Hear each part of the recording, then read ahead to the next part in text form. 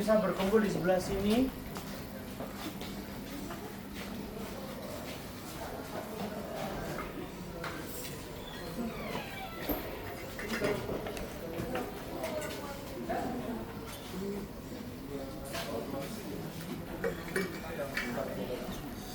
Oke teman-teman, kita sekarang berada di kampus B UNER ya. Jadi memang UNER ini memiliki 3 kampus di Surabaya, yaitu kampus A, B, dan C.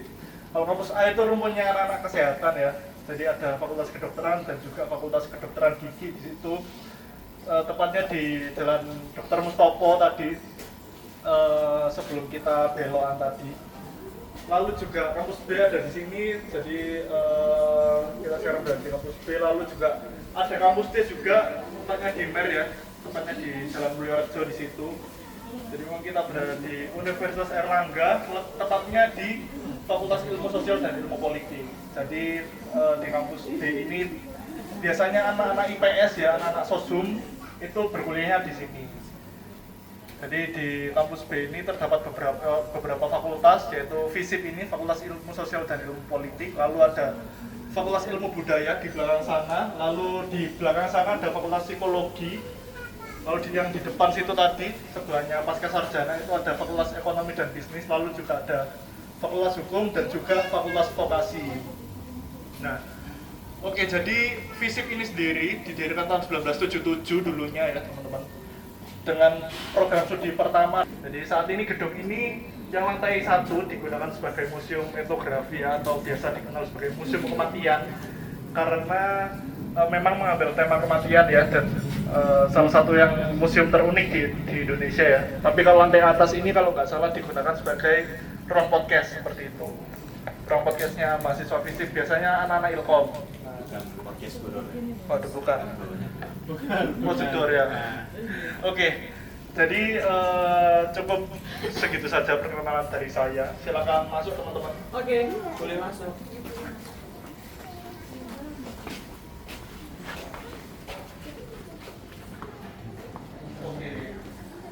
Oke, jadi beginilah ya first impression dari Museum Kematian ya teman-teman.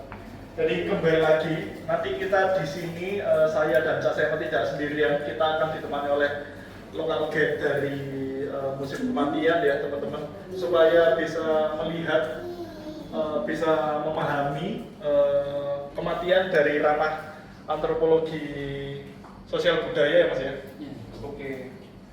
Oke, silakan Mas. Oke, sebelumnya selamat pagi. Selamat pagi semuanya. Pagi. Oke, sebelumnya saya ucapkan selamat datang di Museum Etnografi dan Budaya Jawa Timur Airlangga. Perkenalkan, nama saya Deva Bagus Kumusandi, bisa dipanggil Deva, selaku local educator di museum ini. Nah, jadi sesuai dengan namanya ya, jadi di museum ini kita akan membahas terkait dengan topik-topik kematian, yang dimana dalam topik ini kita akan membahas dalam 2 perspektif. Jadi yang pertama ini adalah physical anthropology, kemudian yang kedua ada social culture anthropology. Nah, oke, kita mulai dulu di bagian social culture dulu di sebelah sini. Oke. Oh, maaf. Jadi untuk di bagian pertama ini ada tradisi pemakaman di Desa Trunyan. Jadi tradisi pemakaman di Desa Trunyan ini merupakan salah satu tradisi pemakaman yang unik di Indonesia, di mana mereka tidak menguburkan atau melakukan kremasi terhadap jenazah keluarga mereka, melainkan mereka hanya meletakkannya di bawah sebuah pohon. Jadi di sana itu ada pohon yang namanya pohon tarunyan, yang dimana pohon ini tuh dia memiliki kemampuan untuk menyamarkan bau busuk yang keluar dari si mayat ini gitu. Jadi ada jarak toleransi sekitar 1 meter. Jadi kalau misalnya dalam jarak tersebut kita tidak akan mencium bau busuk dari si mayat, melainkan kita hanya mencium aroma menyan dari si pohon tarunyan ini, seperti itu. Dan biasanya mereka bakal dipasangkan semacam kerangka bambu seperti ini supaya hewan tidak bisa masuk ya. Kemudian di sebelah sini juga terdapat payung, tapi biasanya payungnya itu berwarna putih ya, jangan berwarna biru seperti ini kalau yang asli. Biasanya memang biasanya dipakai warna putih kalau untuk upacara pemakaman. Kemudian di sebelahnya juga ada barang-barang kesayangan si orang ini semasa hidup. Jadi biasanya kalau misalnya ada wasiat, kalau misalnya mereka ingin meninggal, mereka bisa berwasiat untuk membawa beberapa barang kesayangan mereka di afterlife seperti itu. Dan ini juga beberapa contohnya. Jadi dipakaikan pakaian terbaik dia, pakaian yang bagus semasa hidup. Dan ini kebetulan tengkoraknya, oh ya disclaimer sebelumnya tengkorak-tengkorak yang ada di museum ini tuh semuanya asli ya. Jadi termasuknya di depan kita ini dia juga satu tengkorak asli. Cuman ini bukan dari trunyan ya, jadi ini kayak semacam forensic cases yang kita dapat dari Hutan Mojokerto pada tahun 2011 seperti itu. Dan kebetulan diperagakan di sini sebagai visualisasi tradisi pemakaman desa Trunyan. Kemudian lanjut lagi di sebelah sini ada makam bayi Kambira. Jadi makam bayi Kambira ini merupakan salah satu makam unik ya di Toraja. Nah, jadi untuk tempat spesifiknya ini terletak di Desa Kambira ya. Jadi Kambira ini nama desanya. Jadi di Desa Kambira ini ada tradisi yang namanya tradisi pasiliran, di mana dalam tradisi pasiliran ini masyarakat diharuskan untuk mengubur jenazah keluarga mereka ke dalam sebuah pohon. Jadi di sana tuh ada pohon gede namanya pohon tara, yang dimana pohon tara ini tuh masyarakat mengasosiasikan pohon ini tuh sebagai rahim seorang ibu. Kenapa demikian? Karena di dalam pohon ini sejatinya terdapat getah berwarna putih, yang dimana getah ini tuh direpresentasikan oleh masyarakat sebagai air susu ibu. Jadi masyarakat menganggap jika mereka memasukkan jenazah bayi ke dalam pohon ini, itu sama halnya dengan mengembalikan si bayi ke rahimnya.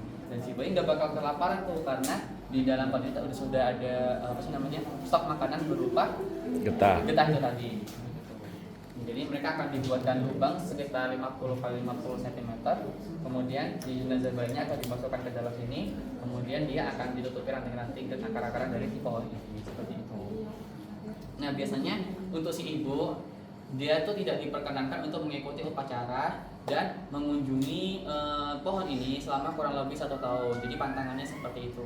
Kenapa demikian? Karena masyarakat menganggap jika dalam kita dari sudut pandang metafisik ya, jika si perempuan ini ibu ini melanggar pantangan tersebut, dia akan membawa malap terhadap satu desa. Cuman kalau kita lihat dari sisi psikologis, nah masyarakat membuat pantangan ini untuk menghindari si ibu dari dia terus berlarut dalam kesedihan.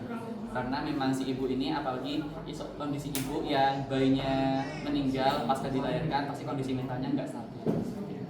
Nah, tapi setelah 1 tahun si ibu ini sudah diizinkan untuk mengunjungi makam ini.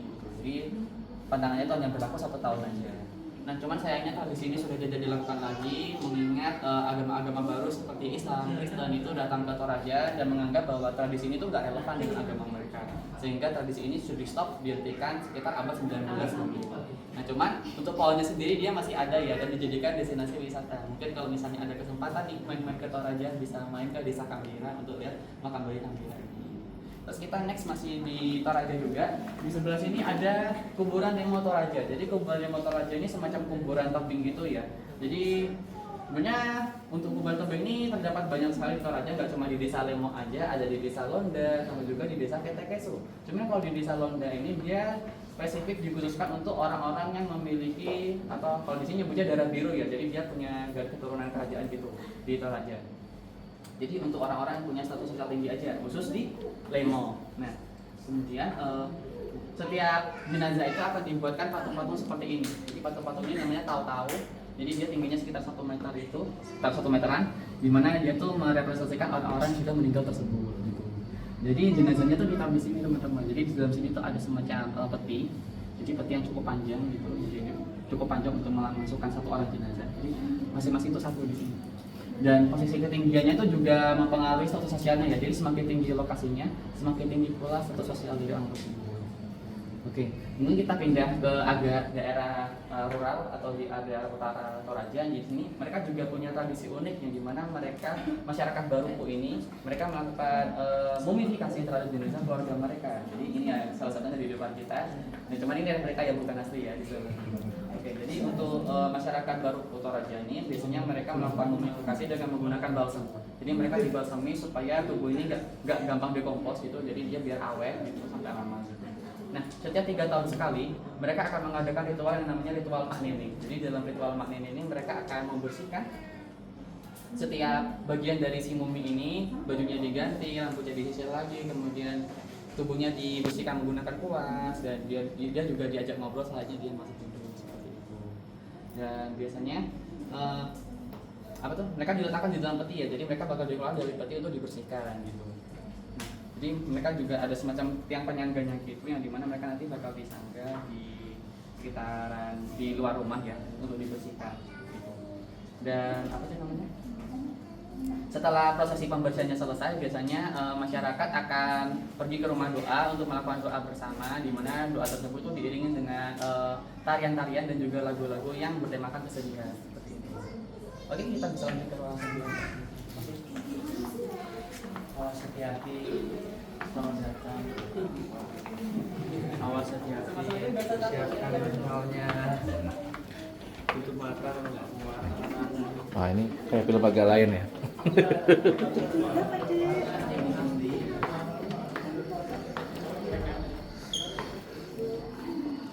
Oke, udah masuk semua? Belum ya? Belum masuk semua.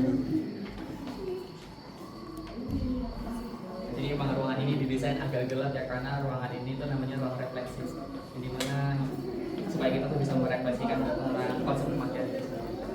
Apalagi di depan sudah ada poci-poci. Oke, lanjut ya, di sebelah sini ada namanya Tajau. Jadi Tajau ini merupakan secondary burial dari suku Dayak, di mana ada dua jenis Tajau. Yang pertama ada yang Tajau ramping sama Tajau yang tangguh. Tapi sebenarnya nggak ada makna khusus di balik perbedaan mereka ya, cuman dari ini hanya variasi jenis aja, ada yang ramping sama ada yang tangguh seperti itu. Tapi fungsinya juga sama, di mana dia ini berfungsi sebagai wadah untuk kerangka-kerangka manusia yang sudah diekshumasi. Jadi masyarakat Toraja ini, masyarakat Dayak ini biasanya mereka melakukan ekshumasi atau penggalian kubur terhadap keluarga mereka. Kemudian sisa-sisa kerangka tersebut yang sudah menjadi tulang dimasukkan ke dalam Tajau ini, dengan harapan si orang tersebut punya tempat khusus untuk rohnya. Jadi rohnya itu nggak asal bergentayangan di luar sana ya, karena masyarakat percaya jika setelah dikubur kemudian tidak dimasukkan ke dalam Tajau ini, kerangkanya tersebut, nanti arwah si pemilik tersebut penasaran dan menjadi arwah penasaran gitu. Dan alasan sentimental juga, keluarga tuh pengen supaya orang tersebut yang sudah meninggal tuh bisa tetap dekat sama keluarganya. Jadi biasanya dimasukkan di dalam Tajau ini.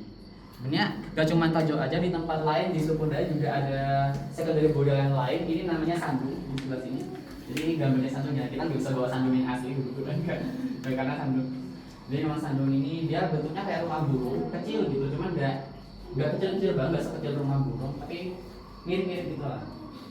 Ada semacam ukuran-ukurannya juga di sana, yang dimana nanti si kerangka tersebut yang sudah diekshumasi dimasukkan ke dalam sandu ini. Oke, kemudian di sebelah sini juga ada tengkorak ya. Jadi ini adalah tengkorak kepala suku Asmat. Jadi suku Asmat ini mereka memiliki tradisi untuk memelihara tengkorak kepala. Jadi mereka akan membersihkan tengkorak tersebut dari soft tissue atau daging-daging. Kemudian nanti si daging-dagingan ini dibuang, kemudian dia semua lubang yang ada di tengkorak ini akan dipasangi oleh biji-bijian seperti ini, kemudian dipasangi ornamen hidung, yang dimana ornamen hidung dia melambangkan status sosialnya dia yang tinggi seperti itu. Dan biasanya tengkorak ini tuh dijadikan sebagai totem. Jadi mereka bakal dibawa ke medan perang dengan harapan roh yang sudah meninggal ini, si orang ini tuh dapat memberkahi mereka di medan perang sehingga mereka bisa memenangkan peperangan. Dan kalau misalkan keluarganya kangen sama si orang ini, biasanya tengkorak ini tuh bakal dijadikan sebagai bantal tidur. Jadi bakal dijadikan bantal tidur dengan harapan nanti biar keluarga mereka tuh bisa ketemu dengan orang ini di alam mimpi seperti itu. Cuma ini dari suku Asmat Papua ya, jadi emang agak jauh ya gesernya dari Papua. Asli. Cuma di suku Dayak sendiri sebenarnya juga ada tradisi kayak gini ya, kepalanya tuh kayak dihiasi kayak gini karena mereka tuh masih punya kebiasaan headhunting ya, berburu kepala. Jadi biasanya kepala-kepala itu bakal diukir-ukir kemudian dijadikan trofi seperti itu kalau di Dayak biasanya. Tapi kalau suku Asmat di Papua ini memang agak beda karena dia beneran diperisap, dijaga selama mereka masih hidup. Udah berapa tahun nih, Mas? Nah, kalau tahunnya nggak tahu ya, karena memang waktu itu ini adalah hibah dari pemerintah Kementerian Kebudayaan waktu itu. Yang waktu itu dia tuh mau dijual di black market waktu itu. Waduh. Dan setelah di Depok, setelah dilakukan deportasi, kemudian dibawa kembali ke Papua, sayangnya nggak ada yang klaim. Jadi kita nggak tahu pasti dia usianya tuh berapa. Oke, lanjut kita ruangan selanjutnya.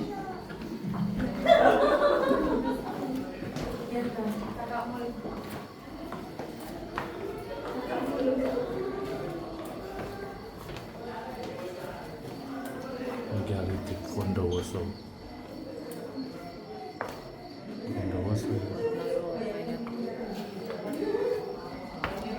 Gandalf, Lord of the Ring. Di sini ada spesimen kasih, nggak apa-apa kalau mau merapat bisa lebih dekat. Jadi ini ada kerangka kasih yang dimana dia juga korban diduga pembunuhan ditemukan tahun 2011 di hutan Mojokerto. Jadi dia satu kasus sama yang di depan itu. Jadi ditemukan 2 kerangka. Ini salah satunya. Bisa dilihat di sini ada nomor kasusnya, nomor 96 pada tahun 2011 ya. Asli. Sebenarnya apa sih yang kita bisa dapat sih dari tongkar orang ini? Nah, dari tongkar orang itu kita bisa dapat berbagai macam informasi terkait dengan identitasnya dia. Kita bisa tahu tinggi badan dia berapa. Nah, tinggi badan itu gimana? Dengan mengukur panjang tulang femur, kemudian dia dikalikan dengan suatu rumus ya. Dari rumus tersebut kita bisa mendapatkan tinggi badan dia berapa. Kemudian untuk mengetahui jenis kelaminnya dia, kita bisa melihat dari tengkorak sama pelvis. Nah, kalau untuk tengkorak ini dia ada beberapa traits ya. Kalau untuk laki-laki dia beberapa traits maskulinnya itu seperti di sini ada kaninya lebih besar dari perempuan, kemudian arcus superciliaris di bagian sini. Nah, dia tuh lebih tumpul dibandingkan dengan perempuan. Kalau perempuan dia tuh tajam. Kemudian glabellanya dia juga menonjol. Glabella tuh di bagian sini, ujung di pas tengah alis ini. Itu glabella. Kalau laki-laki lebih menonjol, kalau perempuan dia lebih pepes. Kemudian untuk trigonomentalnya laki-laki cenderung menonjol juga di bagian sini, sedangkan untuk perempuan dia tuh nggak terlalu menonjol. Kemudian ada juga processus mastoideus, ini pas di belakang telinga ya, jadi di sebelah sini. Nah, kalau untuk laki-laki biasanya dia tuh ukurannya besar karena dia itu kaitannya dengan aktivitas fisik. Kalau misalnya untuk perempuan biasanya dia tuh lebih nggak terlalu menonjol atau biasanya tuh lebih kecil ukurannya karena memang ya, biasanya perempuan tuh kecilnya jauh lebih kecil dibandingkan yang yang lagi di sebelah sini ada itu ya salah satu kasus forensik ya. Nggak apa-apa saya di sebelah. Di sebelah sini ada forensic cases di mana bisa dilihat ya, kita bisa di sini ada ditemukan korban pembunuhan ya. Nah, jadi biasanya polisi kita akan memberikan garis kuning seperti ini, korban seperti ini supaya orang-orang yang tidak punya kepentingan itu nggak bisa masuk gitu. Dan supaya TKP ini tetap bersih, karena biasanya kalau misalnya nggak dipasangi garis TKP seperti ini, nanti orang tuh nggak sengaja kayak bisa merusak bukti-bukti yang ada di sekitar TKP. Siapa tahu nanti di sini ada jejak kaki si pelaku gitu, cuma karena udah dirusak sama orang-orang karena mereka nggak tahu ya. Jadi itu bakal menyulitkan proses penyelidikan seperti itu. Nah, ini dalam kondisinya si mayat ini dia masih pakai baju utuh ya. Nah, kalau misalnya pakai baju utuh ini dia jauh lebih gampang tuh diidentifikasi karena kalau misalkan ada laporan orang hilang dan pakaian yang digunakan terakhirnya sama dengan yang digunakan si korban waktu laporan terakhir itu tersebut diajukan, otomatis si orang ini tuh 90% kemungkinan adalah orang yang sama. Dan juga tapi memang kondisi tubuhnya tuh emang udah rusak gini ya, dia wajahnya rusak, kemudian perutnya seperti itu. Ini pasti kondisinya tuh lumayan lama harusnya ya, sekitar 1 bulanan harusnya. Karena di bagian apa sih namanya perutnya itu, kalau misalkan orang udah meninggal, itu perutnya tuh akan mengembang gitu. Jadi dia bakal mengembang karena aktivitas bakteri dalam perutnya. Kemudian biasanya udah muncul di hari ketiga. Kemudian di hari ke-40 dia tuh bakal pecah pop seperti itu. Jadi harusnya dia usianya sekitar 1 bulanan lebih ya kalau ini. Kemudian bisa dilihat di sini ada indikasi terjadinya mutilasi ya, di nomor 1, 8 sama nomor 2 ini ada indikasi mutilasi. Nah, dari bentuk permutilasinya ini kita bisa mendeduksikan background pelaku si pembunuh ya. Karena bisa dilihat di sebagian sini tuh kayak si pembunuh ini dia tuh memotong nggak pas di bagian sendinya. Jadi dia potong pas di bagian tulang-tulangnya itu. Karena kalau misalnya dipotong di bagian tulangnya itu bakal lebih susah dan bakal lebih memakan banyak waktu gitu dibandingkan dengan kalau misalnya potongnya pas di bagian sendinya. Jadi dari sini kita bisa tahu bahwa si pelaku pembunuhan ini dia bukan orang yang paham anatomi tubuh manusia. Jadi kemungkinan besar bukan dokter dan juga bukan tukang jagal seperti itu. Oke, kita lanjut lagi di sebelah sana. Kita akan jelasin soal makam Bhinneka ini ya. Jadi ini makam Bhinneka. Jadi kita mengambil beberapa contoh makam yang ada di Indonesia. Di sini ada makam kubur umat Muslim, kemudian di sini ada makam kubur umat Kristiani, kemudian di sana ada makam kubur umat Tionghoa. Cuman kalau untuk ukurannya harusnya lebih besar ya, karena biasanya untuk kalau orang Tionghoa itu untuk satu keluarga biasanya. Kemudian ada juga makam bergaya Eropa, jadi dia itu adalah peninggalan dari kolonialisme di masa dulu. Jadi dia dari Belanda ya. Jadi kalau misalnya ada mengira tahun yang meninggal meninggal itu biasanya dia dimakamkan dalam bentuk pemakaman seperti ini. Dan kemudian di sana juga ada peti juga, tapi itu harusnya peti Bali ya. Dan ini juga salah satu mode makam juga, dia adalah waruga. Jadi dia semacam peti kubur batu gitu dari era megalitik. Jadi dia berasal dari Minahasa, Sulawesi. Nah, jadi orang Minahasa biasanya mereka akan meletakkan jenazah keluarga mereka sudah meninggal itu di dalam waruga ini. Jadi dia bakal diposisikan bertepuk seperti dia, kemudian dia dimasukkan ke dalam sini, kemudian ditutup. Jadi dia dibiarkan sampai dikompos semua, kemudian dibuang seperti itu. Jadi dia posisinya di atas tanah dan nggak dikubur. Kemudian untuk yang si orang ini aku tunjuk tadi, ini adalah mumi dari suku Asmat. Jadi suku Asmat itu mereka mempunyai tradisi unik juga terhadap orang-orang yang dalam tanda kutip nggak punya suku sekali ini ya. Mereka bakal melakukan mumifikasi dengan menggunakan proses pengasapan.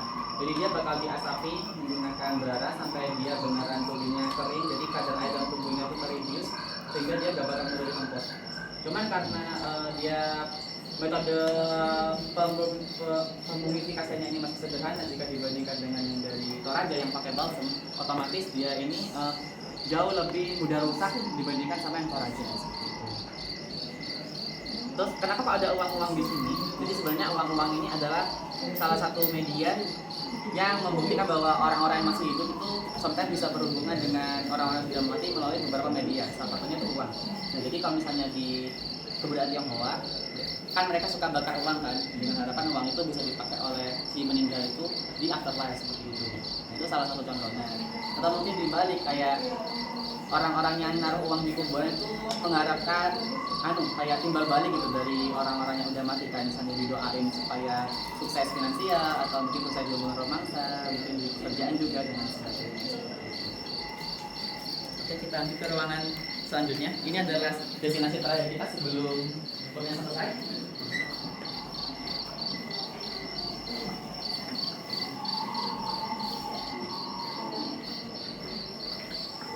My lifestyle determines my death style. Lyric from Metallica song Frantic. Di dalam itu kan melakukan identifikasi forensik yang ada di Indonesia. Dan kita juga udah mengambil banyak kasus, mulai dari kasus ditemukan warga lokal yang meninggal, dan begitu sampai dia ada yang warga asing juga kebetulan. Kemudian di showcase yang paling depan ini, yang paling atas, nah itu tuh kelihatan kan hidungnya tuh kayak mancung-mancung dikit kan nih. Nah itu dia kebetulan orang Eropa. Dan kita nggak cuma ada dari kasus forensik aja, tapi juga dari temuan arkeologis. Kebetulan yang ada di nampan di pojok kiri sebelah sana itu ada nampan hitam, bisa kelihatan. Nah itu tuh dia dari situs sumur upas di Mojokerto. Seperti itu. Jadi kebetulan si orang ini tuh kayak semacam apa sih namanya, penduduk Majapahit di era klasik seperti itu. Jadi pas di bagian-bagian akhir Majapahitnya ya. Dan gak cuma tulang manusia aja, kita juga punya tulang-tulang hewan. Kebetulan yang di depan kita ini, yang ada di meja ini, dia merupakan tulang dari gajah purba, atau dalam nama genusnya itu dia Stegodon. Jadi Stegodon ini salah satu gajah purba yang sempat mendiam Indonesia barengan sama Homo erectus dulu, seperti itu. Oke, mungkin itu saja yang bisa saya sampaikan. Terima kasih sudah mengunjungi Museum Etnografi Kota Sering Kematian. Makasih, Mas.